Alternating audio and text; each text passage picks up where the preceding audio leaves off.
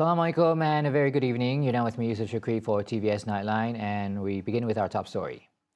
Climate change has shown drastic pressure to the river system in Sarawak, especially with unpredictable rain, increased sediments and pollution. To address this issue, the Sarawak government has adopted Integrated River Basin Management, or IRBM, a framework that harmonizes land use, water management and ecosystem protection throughout all river basins. Premier Datuk Petinggi Tan Sri Abang Johari Tun Openg says with IRBM, a balance between development and environment sustainability can be achieved. In Kuching, the Sarawak River Integrated Flood Mitigation Plan has successfully reduced flood incidents.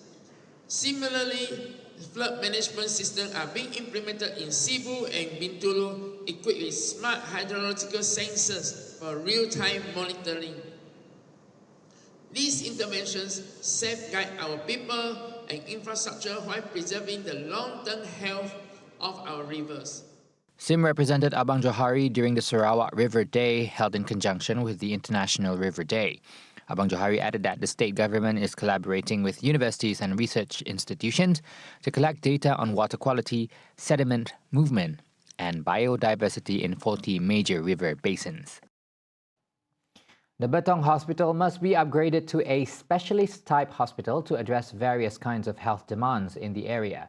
Deputy Premier Dato' Amar Douglas Uga Mbah says an official request has been made to the Ministry of Health MOH and should be prioritised. Memang bagi pihak rakyat di Betong, kita merasakan masa dah tiba untuk kerajaan Kementerian Kesihatan Malaysia untuk menaikkan taraf hospital di Betong. Betong dibina tahun 1991. Apabila saya jadi MP, masa saya MP dulu. Sekarang pesakit yang perlu dirujuk kepada spesialis have to be sent to Seri Aman, to Kuching, to Serike, and those places also quite jam. Jadi kita merasa time has come for the Kementerian to look at upgrading the facilities di Hospital Betong. Uga says discussions with the Sarawak Health Director will be held in the near future to prepare a detailed justification for upgrading Betong Hospital, which will then be presented to the federal government. Betong Hospital, built in 1991, can no longer meet demands after a recent population surge. Patients with severe health issues may be referred to hospitals in Kuching, which takes about 3 hours by land transport from Betong. Meanwhile, the social security organization SOCSO successfully handled 1,238 return-to-work RTW motivation cases since 2024. From the total, 827 individuals are now capable of generating their own incomes through entrepreneurial activities. Director Nora Yaakob says these individuals were involved in accidents that rendered them temporarily disabled due to injuries. Nora brought up the case of an injured person, Muhammad Fazri Riwani Muhammad Arjunazri, 39, who was involved in an accident and received various forms of assistance, including 17,970 ringgit in temporary disability benefits, 29% from disability benefits, encompassing a bulk payment of 7,179 ringgit and lifetime monthly payments of 207 ringgit. Fazri Riwani suffered injuries to his backbone, causing him to be immobilized from the waist down after he fell from a roof while doing wiring work over 2 years ago. Under the RTW program, he was able to undergo rehabilitation at SOCSO's Malacca Rehabilitation Center for 3 months and recovered.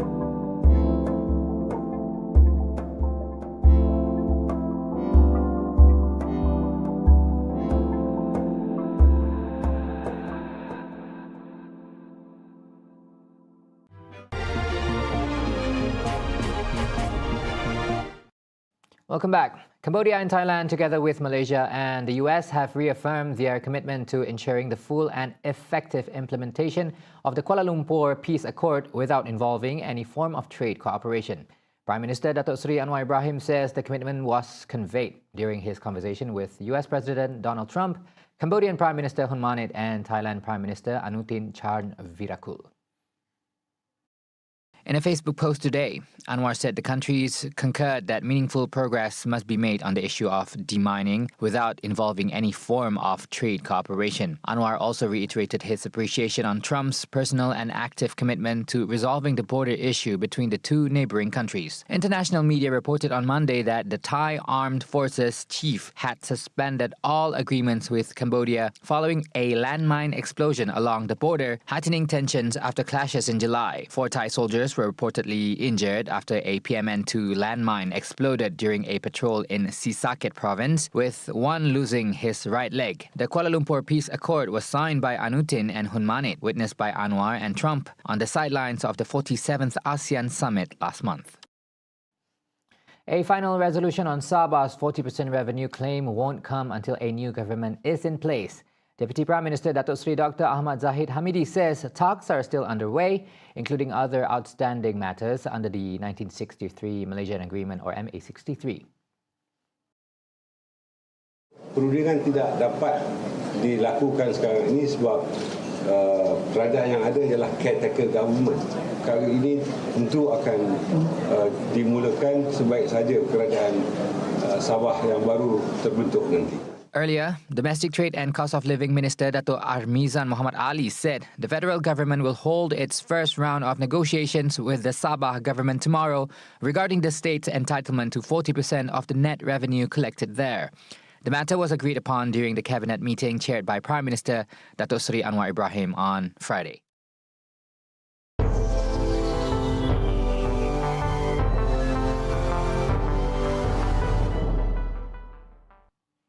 Students in the Gaza Strip celebrated their high school graduation exam results among the ruins after years of conflict and destruction. The Palestinian Ministry of Education announced the results of the secondary school exams, held for the first time in 2 years due to Israel's ongoing attacks that have destroyed schools and displaced families. This year, the exams were conducted electronically for students born in 2007 because of the conflict's impact and the extensive damage to educational facilities. Despite the difficult conditions and limited resources in Gaza, students express mixed feelings of pride and sadness over their achievements. مسؤولية أنا شلتها لأنه ماما مش موجودة. يعني في كل وضوح أو في بداية الحرب لو هي كانت موجودة كان الإشي أخف كتير عليا. كان معاناة دراستي خفت إنه أنا يعني كنت مجبورة أشارك في أشغال الخيمة زي الطبخ على النار مثلا، إنه أغسل على إيدي ثيابي. هذا برضو مش منيح للأكزيمة اللي في ايدي. إنه حد يعني يضله كبير مسؤول يطبطب يحضن، لأني أنا متعودة على هاي الأشياء. فهي الحرب يعني كانت كتير صعبة. أنا اخترت أكمل تعليمي لأنه هم تقريبا أخذوا كل إشي مني، أخذوا بيتي، أخذوا صحابي، أخذوا مدرستي، معلميني. فأنا ما كانش عندي غير كتبي قبالي، فأنا ضلتني أحاول أدرس لأنه هو الأمل الوحيد في الحرب. هو الأمل الوحيد إني أنا لو درست وكملت هدرس جامعة، هطلع برا. هو كان الأمل الوحيد عندي في ظل الحرب هو دراستي وكتبي. The Palestinian Ministry of Education announced the results of the secondary school exams on November 13th, held for the first time in 2 years due to Israel's ongoing attacks that have destroyed schools and displaced families. This year, the exams were conducted electronically for students born in 2007 because of the war's impact and the extensive damage to educational facilities. Palestinian Education Minister Amjad Barham said that 31,000 students took part in the exams and emphasized the ministry's goal to resume in-person education despite the widespread devastation. A campaign dubbed Rebuilding Gaza City was launched yesterday with the help of local organizations and the United Nations agencies. Dozens of participants, volunteers and Gaza residents attended the ceremony in the city center and took part in cleanup activities using shovels to remove debris. The campaign includes deployment of machinery and trucks to move rubble from the streets. هناك مجموعة الخاصة بالتعامل مع الركام هي موجودة اليوم في قطاع غزة، وهذه إشارة أمل من أجل البدء في وضع حلول ل60 مليون طن من ركام بيوتنا ومنشآتنا وبنيتنا التحتية. سنبدأها هذا اليوم بهذه الحملة التطوعية بإزالة بعض الرمال وبعض الركام، ولكنها ستستمر إلى أن نعيد غزة أجمل مما كانت. Nearly all Gaza's 2 million people are crammed into tent camps and the rubble of shattered cities across the rest of Gaza. It remains unclear who would finance rebuilding parts of Gaza under Israeli occupation, with Gulf nations loath to step in without involvement of the Palestinian Authority and a path to statehood resisted by Israel. Reconstruction costs are estimated at $70 billion. More than 100 people were injured and 20 arrested during a massive protest today in Mexico City against the president's handling of violent crime. Thousands marched on the capital's historic main public square in a demonstration fueled by young Mexicans with ties to a global wave of Gen Z protests, as well as supporters of the domestic sombrero movement, which emerged after the recent assassination of a mayor known for his fight against organized crime. Participants of all ages took part in the rally in front of the National Palace, where President Claudia Sheinbaum lives and works. Several protesters, some wearing balaclavas, toppled the metal barriers protecting the palace and threw paving stones at riot police, who responded with tear gas. 20 protesters and 100 police were injured, with 40 officers hospitalized for cuts and bruises. Police also arrested 20 people for theft and assault. Sheinbaum, in power since October 2024, maintained approval ratings above 70% in her first year in office, but faced growing criticism of her security policies in the wake of several high-profile murders. Podría decir que este es uno de los gobiernos más corruptos que hemos tenido. El narcogobierno vendido que en vez de defender al pueblo quiere defender a los corruptos y al narco. Impunidad que está en este país. Lo único que queremos es justicia y cero impunidad en este gobierno. Estamos cansados de que siempre salgan carpetas de investigación y el gobierno no actúe. Que el poder esté en todos los poderes y sea el mismo. Se rinde. Several protesters wore sombreros similar to the style of hat made famous by Carlos Manzo, a mayor in western Michoacan state who was assassinated on November 1st. He had been known for his crusade against drug trafficking gangs in his hometown, Uruapan. Bernardo Bravo, a leader of lime producers in the same region, had also been shot dead in late October.